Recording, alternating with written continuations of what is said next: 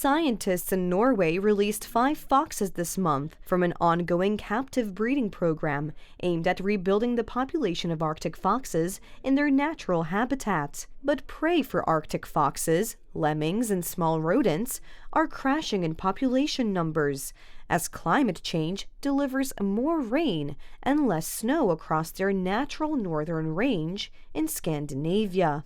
Captive breeding for Arctic foxes was set up in 2005 as a conservation initiative.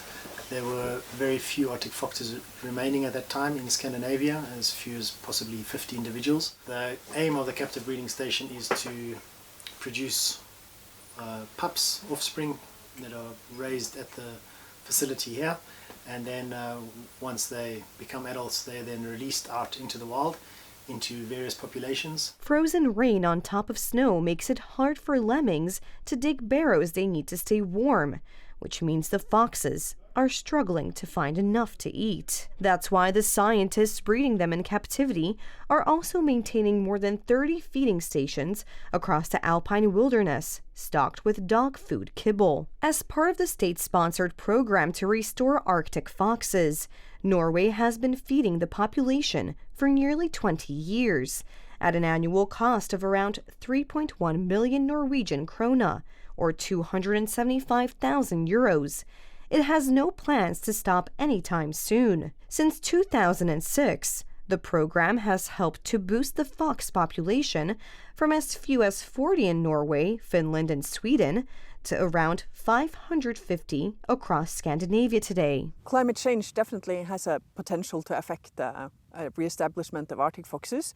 Mostly it's probably going to be through the effect it will have on their prey, and especially their preferred prey, lemmings and other rodents. If we get warmer and more unstable climate where you get snow melt and you get icing on the ground, that is going to affect how well the rodents can survive. Fox pups are bred and raised in an outdoor fenced enclosure near Oppdal, a remote site some 400 kilometers north of Oslo, where scientists monitor their health and development and try to prevent them from being attacked by eagles before being released into the wild the following winter. The foxes had been driven to near extinction across Scandinavia by hunters seeking their winter white fur, before they gained some reprieve in hunting bans and protections introduced in the 1920s and 1930s. Arctic foxes have since emerged as a symbol of the far north.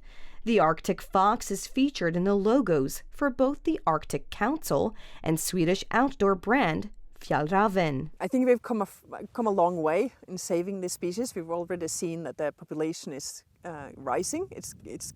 We're getting larger populations, and we're getting more exchange of individuals between populations.